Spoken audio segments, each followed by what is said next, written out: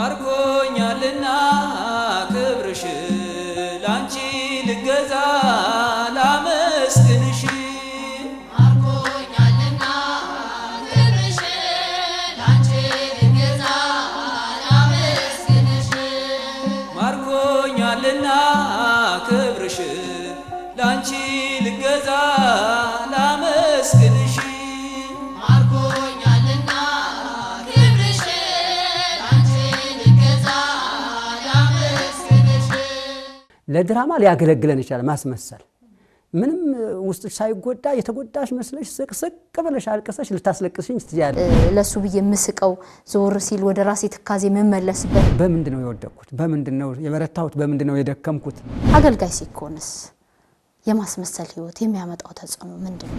ጨዋታ ማለት እኮ እንደ ጨው የሚጣፍጥ ነው የሚጣፍጥ ካልሆነ የሚመር ከሆነ እሱ አይመከርም ባልና ሚስት እየተናቆሩ እየተጣሉ ያለ ድንገት የሆነ ሰው ቢመጣ ወይ አማች ቢመጡ ወይ የሆነ ቤተሰብ ቢመጣ ማርዬ ፍቅርዬ ይቀጥላል በተከክል በቃ ከክርስትና አንፃር እግዚአብሔር ሰው ወዳጅ ሰላም ተመልካቾቻችን እንደምን ዋላችሁ ከአውደ ስብከት ጀምረን በሰንበት ሙያ መርሃ ግብራችን አሁን የመጨረሻው ዝግጅታችን ጸበል ጸዲቅ ላይ ደርሰናል የዛሬ የጸበል ጸዲቅ እንግዳችን መጋቤ አእላፍ ቀሲስ ገብረ ዮሐንስ ሹምዬ ናቸው ለጥያቄዎቻችሁ ተገቢውን ምላሽ ታገኛላችሁ ቆይታችሁን ከኛ ጋር አድርጉ ቀደም ሲል እንግዲህ ጸበል ጸዲቃችንን ባርከናል መምህር ወደ ጥያቄው እንለፍ እንግዲህ እየጠጡ የቤተ ክርስቲያን አገልጋይ ነኝ ይላል የዛሬ ብዙ ጊዜ የምሰጠው ለአገልግሎት ነው በዚህ ሁኔታ እየኖርክ ያለው ምእመን በሆነም ከጊዜ ወደ ጊዜ ራሴን በማይሆን መጥፎ ባህሪ ውስጥ አገኘሁት ከሰዎች ጋር ባለኝ ግንኙነት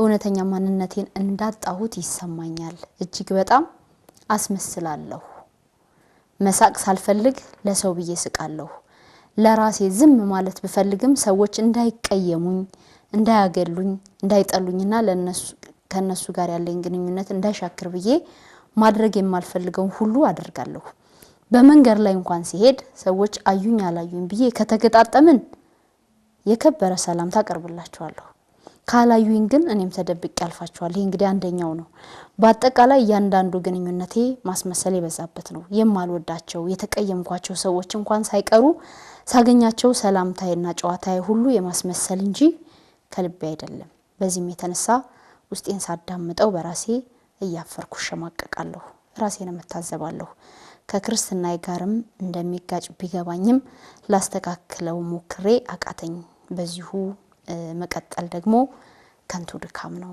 ስለዚህ ከዚህ እኩይ ባህሪ እንዴት ልላቀቅ የሚል ጥያቄ ነው የዛሬው መወያያ ጉዳያችን አስመስላለሁ የሚል ነው ማስመሰል ምንድነው እንደው ቤተክርስቲያናችን ይሄን ጉዳይ እንዴት አድርጋ ትፈታዋለች እጅ ከምን ብለናል መልካም ነው መንፈስ ቅዱስ ያልተለየው አካል እንግዲህ ውስጡን ይመረምራል ትክክለኛ የሆነውንና ያልሆነውን አካሄዱን እየመረመረ ያጤነ ያስተካከለ የሚሄድበት እድሉ የሰፋ ነው ራሱን ይመዝናል ማለት ነው አሁን እህታችን ትመስለኛለች ወንድ ይሁን ሴት እርግጠኛ ጾታው አልተለየም ጥያቄው በጽሁፍ ስለደረሰን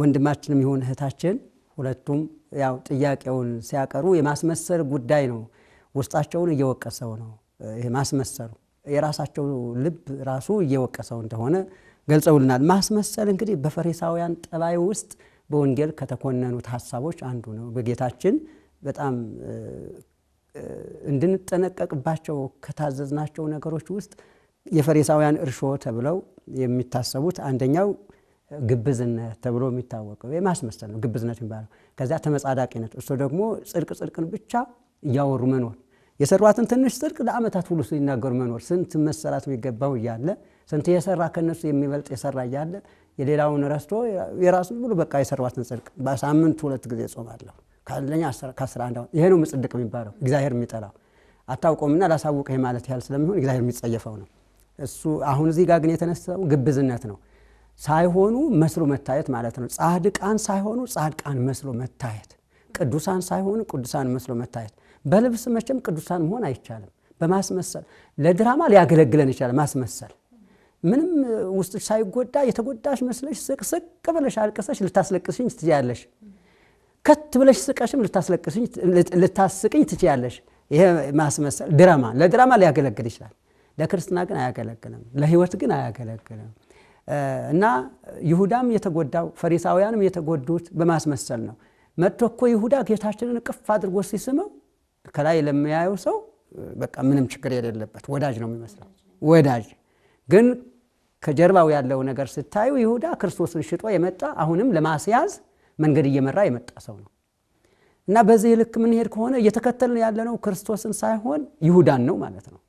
ይሁዳን እየመሰልነው ስለሆነ ልባችን ይወቅሰናል። መወቀስም አለብን፣ ትክክልም ነው። ያንን እንድናረም ነው።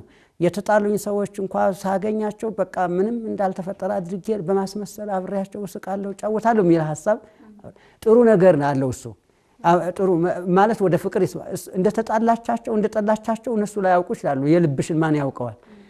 ግን ያንን ዝምላ ከማስመሰል አንፃር ከምታደርገው ወይም ከሚያደርገው በትክክል በቃ ከክርስትና አንፃር እግዚአብሔር ሰው ወዳጅ ነው። እኔን የጎዳኝ ሰው ወይም ያስከፋኝ በንግግሩ ያስቀየመኝ ሰው እግዚአብሔርን የሚያስደስትበት ብዙ መንገድ ሊኖረው ይችላል። እኔ ያልሰራሁትን ጽድቅ የሰራ ሊሆን ይችላል ባላወቅኩት መንገድ እና እኔን ስለጎዳኝ ብቻ ለኔ ክፉ ሰው ወይም ደግሞ ንግግሩ ስላልተመቸኝ ለኔ የፈለኩትን ጥያቄ ስላልመለሰልኝ ክፉ ሰው ለሌላው የሰራው ነገር በሙሉ ተደምሶ ማለት ነው። በዚህ ምክንያት ለሌላ ሰው ራሱ ማይጠቅም አድርጌ ማሰብ የሁሉ አብሮ ተከትሎ ይመጣል ማለት ነው። ያ እንዳይሆን ምንድነው ይሄ የማስመሰል ጠባይ ከይሁዳም ከፈሪሳውያንም ትምህርት ወስደን የማስመሰል ጠባይ ያልሆነውን መስለን የመታየት ጠባይ እንድናስወግድ ጌታችን ከነዚህ ሰዎች እርሾ ተጠበቁ፣ ተጠንቀቁ። አባቶቻችን ጻድቃን ሆነው ወይም መስለው ለመታየት ሆነው እያሉ መስለው ለመታየት ፈጽሞ አይሞክሩትም። ያዕቆብ ዘእልበረድ የሚባል በዚህ በ5ኛው መቶ ክፍለ ዘመን ከነበሩ ሊቃውንት መካከል የሶሪያን ቤተክርስቲያን ከውድቀት የታደጋት አባት በቤተክርስቲያን ታሪክ የተጻፈ ባለ ታሪክ አባት አለ። የሚለብሰው ቡትቶ ነው። ጳጳስ እኮ ነው። ተሽሞንሙኖ አይታይም። የሚያስተምረው ትምህርት ግን ከማርና ከወተት በላይ ነበረ። በሌሊት ሙሉ ሌሊት እያሰለጠነ ነው የሚያድረው። የሚያሰለጥናቸው ምእመናን አሉ፣ ካህናት አሉ፣ ነጋዴዎች አሉ። በሄዱበት ሁሉ ክርስትናን በሚገባ እንዲያጠናክሩ ለክርስቲያኖች ድርሻቸውን እንዲያበረክቱ ያስተምራቸው ነበረ። 40 ዓመት ሙሉ በዚህ መንገድ ተጉዞ ሶሪያ ከፍተኛ ደረጃ ላይ ልዕልና ላይ አድርሷት በ40 ዓመት አገልግሎቱ ተውጣ የነበረች በሌሎች ባህል ተወስዳ የነበረችን የሶሪያ ቤተክርስቲያን ታድጓት እንደነበረ ታሪክ አስቀምጧል። የዛሬውን አያድርገውና ዛሬ እንግዲህ እስክንድሪያም አንጾኪያም እነዚህ ሁሉ እነ ኤፌሶንም የደረሱበት ደረጃ ይታወቃል። ግን ያዕቆብ ዘእልበረዲ የሚባለው አባት በቡትቶ ልብስ ሰዎችን ወርቅ አልብሷቸዋል። ማለት የእግዚአብሔርን ቃል ሲያስተምራቸው ሌሊት ሙሉ ፈጽሞ የሚጠገብ አልነበረም። ጻድቅ መስሎ የሚታይ ሰው አልነበረም። አሸብርቆ ደምቆ የሚታይ አልነበረም። ጺምን በማበጠርም ሌላም ነገር በዚህ ደረጃ እንደው ግርማ ሞገስ ያለው መስሎ ለመታየት አይሞክርም። በስራ ግን የሶሪያ ቤተክርስቲያን አክሊል ተብሎ እስከ መወደስ ደርሷል።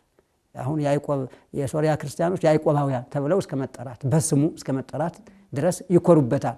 እና ስለዚህ እዚህ አሁን እያስመሰለ አይደለም የነበረው። እሱ በትክክል ለቤተ ክርስቲያን ማድረግ የሚገባው ነገር ማድረግ እንዲችል ለማስመሰል ጠባይ ቦታ ሳይሰጥ ለመሆን ጠባይ ቦታ ሰጥቶ ስራ ሰርቶበታል ማለት ነው። እና ስለዚህ ይሄ ማስመሰል የሚባለው ነገር የኋላ ኋላ የሚያደርሰው ጉዳት ምንድነው ሲባል በቃ ኪሎ ይቀንስብሻል፣ ተቀባይነትን ያሳንሰዋል፣ ውሸታም ያደርግሻል፣ ውሸት ይነግስበታል ማለት ነው። በዚያ ሰውነት ማስመሰል ካለ ውሸትም አብሮ ይነግስበታል። ውሸት ከነገሰበት ማስመሰል ውሸትን ካስከተለ ከዚያ ቀጥሎ ሌላው ኃጢአት ሁሉ ወሐሰት ረሳ አመፃ ነው። የጥፋት ሁሉ ራስ ሐሰትን መምረጥ ነው። ሐሰትን ከመረጠ አስመሳይነትን ከመረጠ ያ ሰው ኦሪጂናል ማንነቱ ይጠፋበታል፣ ትክክለኛ ህይወቱ ይጠፋበታል። እና ስለዚህ እችን የማስመሰል ጠባይ ትቶ የመሆን ትክክለኛ ሪያሊቲ አሁን በሰዎች ፊት ቅር እንዳይላቸው ብሎ አብሮ መሳቅ የግድ አይደለም እኮ። ካልሳቅ ቀየምሃለሁ የሚል ካለ ይቀየም፣ የራሱ ጉዳይ ነው።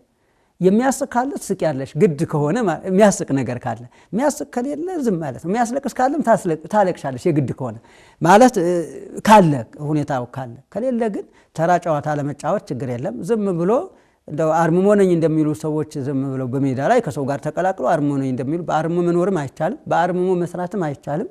በአርምሞ መስራት የሚችለው እግዚአብሔር ነው። ምክንያቱም እግዚአብሔር ረዳት አያስፈልገውም። ብቻውን መስራት ስለሚችል ሚካኤል ምን ሐሳብ ትሰጠኛለህ ገብርኤል እስክጨምርልኝ ማለት አይችልም። ሁሉንም በአርሞም መስራት ይችላል፣ በንግግር በቃሉም በሐሳቡ መስራት ይችላል።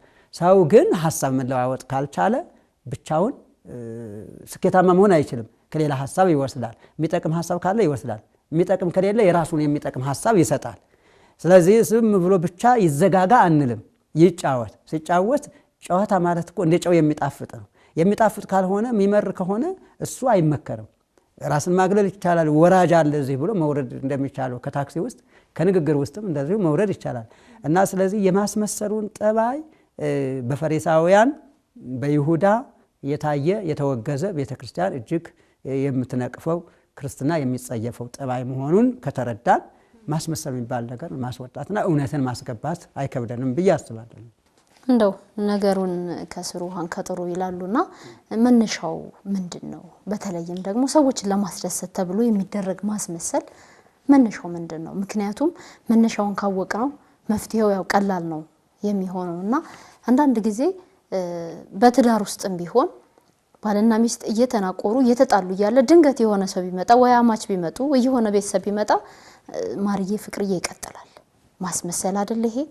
በመስሪያ ቤቶችም በተለያዩ ቦታዎች ላይም ይሄ ባህሪ የብዙዎቻችን ህይወት ውስጥ አለና ስለዚህ ይሄንን ነገር ወደ ራሴ እውነተኛ ማንነት ለማምጣት መጀመሪያ ምንጩን ማወቅ አለብንና መነሻው ምንድነው? የማስመሰል መነሻው ነው ወይስ እንደየሰው እንደየሁኔታው ይለያያል? እኔ ከሳቅ ጋር አላያይዘው ምን ማለት አሁን ጥርሶችን ፈርቀቅ ስታደርጊ በውስጥሽ ክፋት እንደሌለ እረዳለሁ።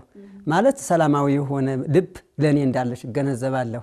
ጭፍግግ ብትይብኝ ፊትሽ ኮስተር ቢልብኝ ዝም ብትይኝ ምን በድያት ነው ምን ሆነች ደግሞ የሚል ጭንቀት ውስጥ እገባለሁኝ። ስለዚህ ፍልቅልቅ ፊት፣ ብሩህ ፊት፣ የፈገግታ ፊት መያዝ በጣም የሚጠቅም ስለሆነ እሱን አንነቅፈውም። የማስመሰል አንለውም። እሱ አይደለም ማስመሰል የሚባለው። ይሄ እኮ ያው ከማህበር ጋር ከየትኛው ሰው ጋር ለመግባባት እንግዲህ መጀመሪያ የሚተያዩት ፊትና ፊት ናቸው። እንግዲህ የውስጥ ነጸብራቅ ፊት ላይ ስለሚነበብ ውስጥሽ ላይ ያለው ነገር መከፋትሽም መደሰትሽም ፊትሽ ላይ ስለሚነበብ ብሩህ ፊት ማሳየት፣ ፍልቅልቅ መሆን፣ በመጠንም ቢሆን ሳይበዛ ተጫዋች መሆን እሱ አይደለም እኮ የተከለከለው። ማስመሰል የሚባለው እሱ አይደለም። ማስመሰል የሚባለው ያልሆኑትን ሆኖ መስሎ መታየት ማለት ከግብዝነት ጋር የተያያዘው ጠባይ። ወዳጅ ሳይሆኑ ወዳጅ የይሁዳ እኮ ቅድም ጠቅሼልሻለሁ። ይሁዳ ሲስም ወዳጅ መስሎ ለመታየት ፍቅር አሁን መሳም የፍቅር መገለጫ ነው። ትክክለኛ በተፈጥሮ ያለ እንኳን በሰው በእንስሳት እንኳን መሳሳም አለ ታያለሽ። ፍቅርን የሚገልጹበት ነው። ይሁዳ ግን ፍቅርን ለመግለጽ ነው ወይ የሳመው? ፍቅር ያለው ለመምሰል ነው እንጂ ፍቅሩን ለመግለጽ ፍቅሩ ለገንዘብ ነው። ይሁዳ ፍቅሩ ለክርስቶስ አልነበረም። ግን ፍቅር ያለው ሰው ለመምሰል እቅፍ አድርጎ አንገቱን ጥምጥም ብሎ ስሞታል። በቃ ይሄ ትክክል አይደለም። እንዲህ አይነቱ ማስመሰል ነው የሚወገዘው። አንድ ሌላ ፈሪሳውያን የነበሩበት ቅድም የገለጽኩልሽ ጠባይ ነው ማለት ጻድቃን አይደሉም። ውስጣቸው ቅሚያ የተሞላ ነው። ከላይ እንደተለሰነ መቃብር ብሎ ጌታችን ሲገልጻቸው ውስጣችሁ በመቃብር ውስጥ ያለ ቃላት ሲገልጹት የሚያስጸይፍ የሚያስነቅፍ ለመናገር የሚቀፍ ብዙ ነገር በውስጣችሁ የተሞላ ነው ብሏል። ቅሚያን የተሞላችሁ ናችሁ፣ አድሎን የተሞላችሁ ናችሁ፣ ግብዝነት የተሞላችሁ ናችሁ። ከላይ ግን የተለሰነ መቃብር ማለት ያሸበረቀ ሐውልት ላይ ስታይ ሐውልት እንግዲህ በጣም የሚያማምሩ በእብነ በረድ ያሸበረቁ ሐውልቶች ታገኛለች። ውስጣቸው እንደዚህ የሚያምር ነው ወይ ሲባል አይደለም። ይሄ ነው እንግዲህ የፈሪሳውያን መገለጫቸው የነበረ ውስጣቸው ጽድቅ ሳይኖር ጻድቅ መስሎ መታየት እና በዚህ መንገድ የሚገለጸው ማስመሰል እንጂ አሁን ለመግባባት ተብሎ የትኛው አሁን ለምሳሌ እዚህ ቁጭ ብዬ የእርስዎን መምጣት ባልፈልገውና የግድ ሲመጡብኝ ግን ወይ መምህር መጡ እንዴ ብዬ በጣም መምጣቶትን እንደናፈቀ ሰው ሆኜ ለምን መጡ ብትይኝ ደግሞ ይከፋኛል ላልል ይችላል። ቀላል የሚመስሉ በህይወታችን ውስጥ ግን በተደጋጋሚ የተለማመድናቸው ማንነቶች ይኖሩናል እያንዳንዳችንና በጣም ሲል የሚመስሉ በህይወታችን ቀላል የሚመስሉ ግን ደግሞ ማንነታችንን የሚቀይሩት እያደጉ የሚሄዱ ሐሜቱንም ቅናቱንም ዝሙቱንም ሌላውንም ነገር የሚያመጡ ወደ ህይወታችን ግን በጣም ትንሽ ብለን የምናስባቸው በህይወታችን የምንለማመዳቸው ማንነቶች እያደጉ ሲሄዱ ነው አይደለ? ስለዚህ አሁን ከስሩ ነገሩን ለማጥራት ማንነታችን ላይ መስራት ይገባል ብዬ አስባለሁና አሁን ያነሳዋቸው ቀለል ያሉት አለቃ ሲመጣ ወይም ጓደኛዬ ስትመጣ ወይም የሆነ ሰው ሲመጣ ለሱ ብዬ ምስቀው ዞር ሲል ወደ ራሴ ትካዜ መመለስበት ያልኳቸው በህይወታችን ያሉ ነገሮች ስለሆኑ ነው። እየተጋስኩ ባለበት ሰዓት ማንንም ማውራት ማልፈልግበት ብቻዬን ሆኜ ውስጤ ማዳመጥ በመፈልግበት ሰዓት ርሶ ቢመጡ ምፈልገው ራሴን ማዳመጥ በጸጥታ ውስጥ መቀጠል ነበር። እሱ ስለመጡ ብቻ ሳይሆን ስላየሁት ብቻ ግን በድንገት ተነስቼ እርሶን መምጣት እንደሚናፍቅ ሰው አባቴ ምናምን ብል ያ የኔ ትክክለኛ ማንነት አይደለም። በሰዓቱ ስሜቴ ያንን የማስተናገድ ሁኔታ ላይ አልነበረም ማለት ነው። ስለዚህ እንዲህ አይነት ቀላል የሚመስሉ ማንነቶችን እንዴት አድርገን ነው የምንተዋቸው ወደ ትክክለኛ ማንነት ምናመጣቸው? አሁን እኔ ማተኮር የፈለኩት ትንኞቹ ላይ ሳይሆን ግመሎቹ ላይ ስለሆነ ነው።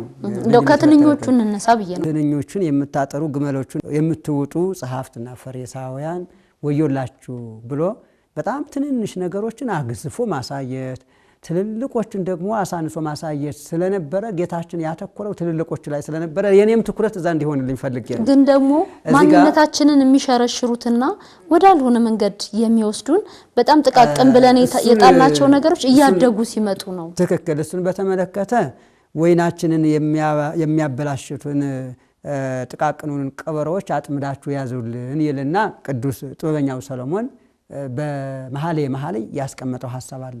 ትንንሹን ኃጢያት መዳፈር ከተጀመረ ትልልቁን ለመፈጸም ወደ ኋላ አንልም። እንግዲህ መዳራት ካለ ማመንዘር እንደሚቀጥል ምንም ጥርጥር የለውምና እና ስለዚህ ይሄ የማስመሰል ጠባይ ከትንሹ ጀምሮ ወደ ትልቁ እያደገ ስለሚሄድ ያ እንዳያድግ ነው ትምህርት እየተሰጠን ያለ። ዋናም ጥያቄውም ይሄ ውስጥ ላይ ያለው ነገር ሌላ፣ በውጭ የሚታዩበት ግን ሌላ። በውስጥ ለቤት ቀጋ ለውጭ ግን አልጋ የሚባል የቤት ቀጋ የውጭ አልጋ የሚባሉ ሰዎች ስንት ሰዎች አሉ። ቤት ውስጥ ስንት ጦርነት የሚከፍቱ ሚስትም ባልም ናቸው። ውጭ ግን ስታዩ በቃ ሰላም የሚመስለው ባልና ሚስት ጥሩ ሰላም ያላቸው መስለው ከውጭ የሚታዩ ውስጣቸው ግን በእውነት ኢራንና አሜሪካ አይነት ጦርነት እየተፋለሙ ያሉ ሰዎች። ይሄ ነው በጣም ሊኮነን የሚገባው። ውጭ ላይ ሰላማዊ ባይመስሉም ውስጥ ግን ሰላም ከሆኑ የውጭ ሰላም አለመምሰል ውስጣቸው ላይ ያለውን ህይወት አያበላሸውም። ስለዚህ መጀመሪያ ወጭቱን መጀመሪያ ውስጡን እጠበው ጽዋውን ብሏል።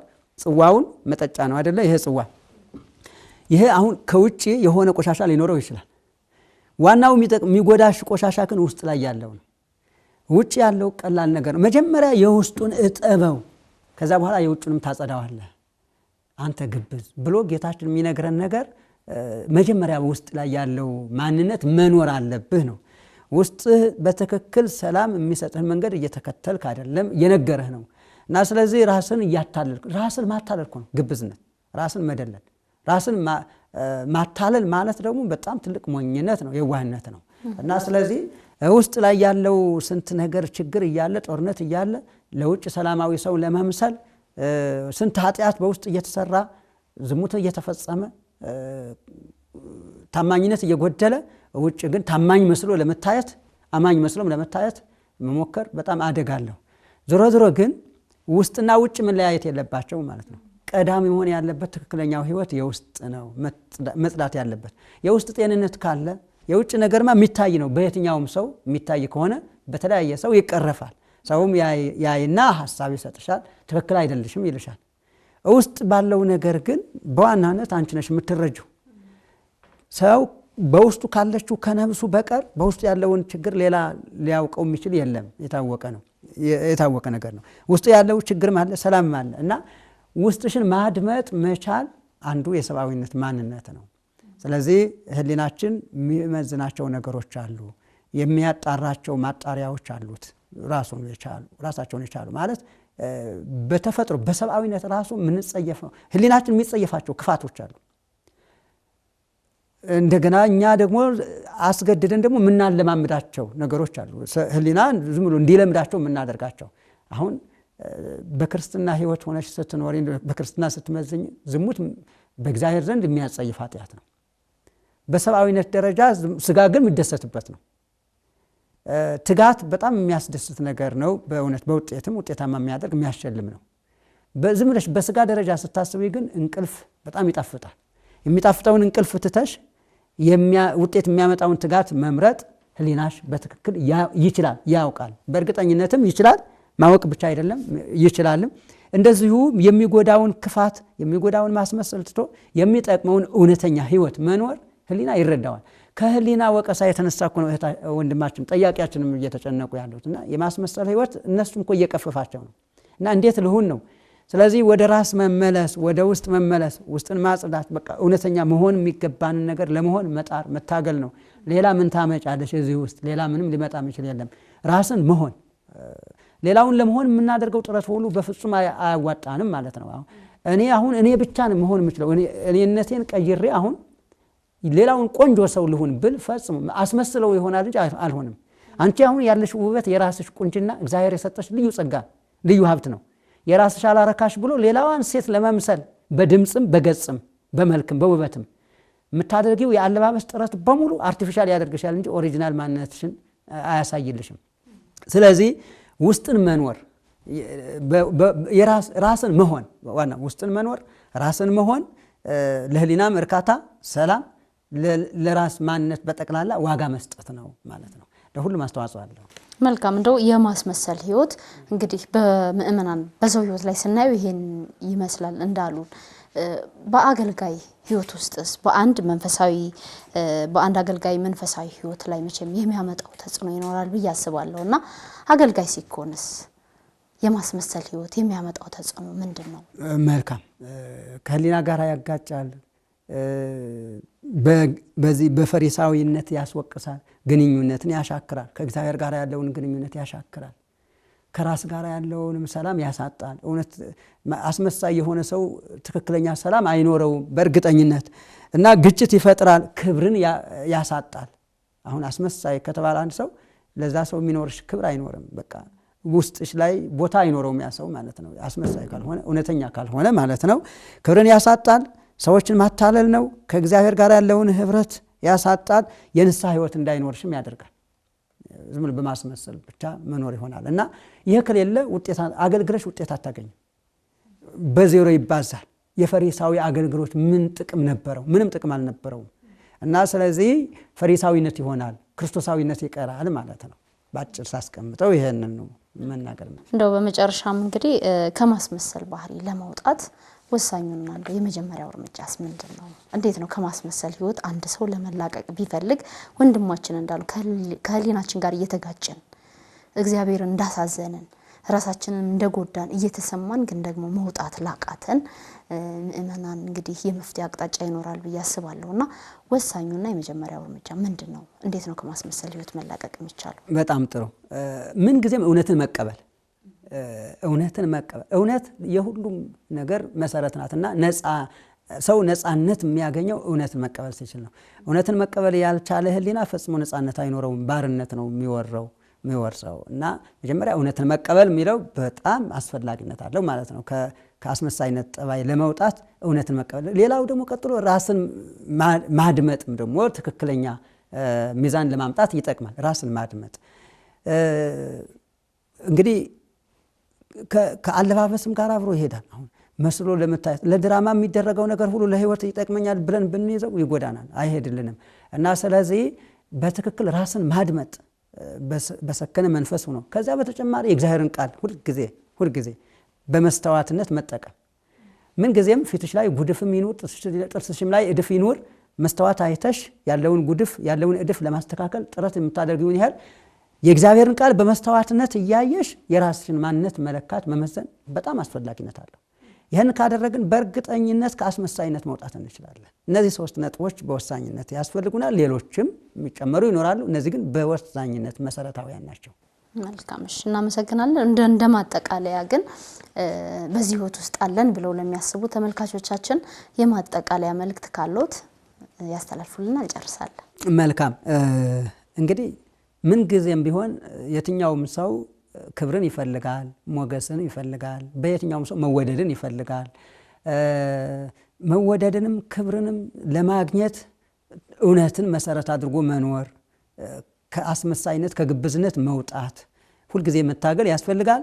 ለዚህ ሁሉ የእግዚአብሔር ቃል ቅድም እንደተናገርኩት የእግዚአብሔር ቃል የሁሉም በሽታ መድኃኒትነት አለው። ለሁሉም በሽታ መንቀያ መድኃኒትነት አለው። ከምንም በላይ መንፈሳዊ በሽታ እንደመንቀል መንፈሳዊ የእግዚአብሔር ቃል በጣም ወሳኝነት አለው እና በእግዚአብሔር ቃል ሁልጊዜ ራስን መፈተሽ፣ ራስን መመርመር የቅዱሳን ሁሉ ምክራቸው ነው።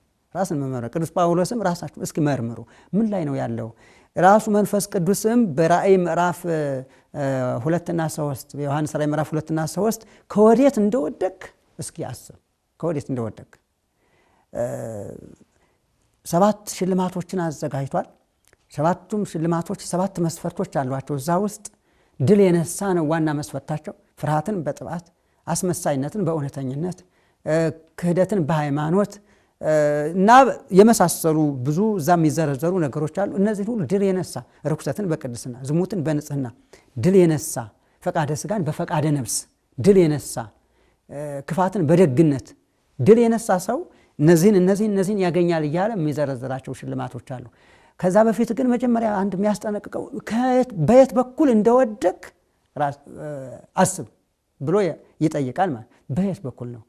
በምንድን ነው የወደቅኩት? በምንድን ነው የበረታሁት? በምንድን ነው የደከምኩት? እያሉ ማሰብ ይሄ የእግዚአብሔርን ቃል በሕይወት መግለጽ ነው።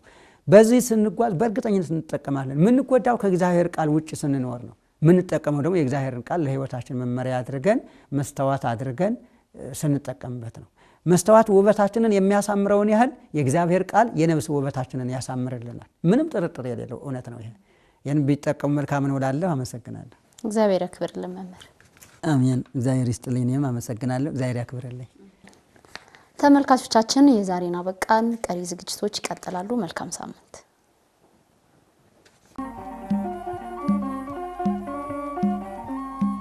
ማርኮኛልና ክብርሽ ላንቺ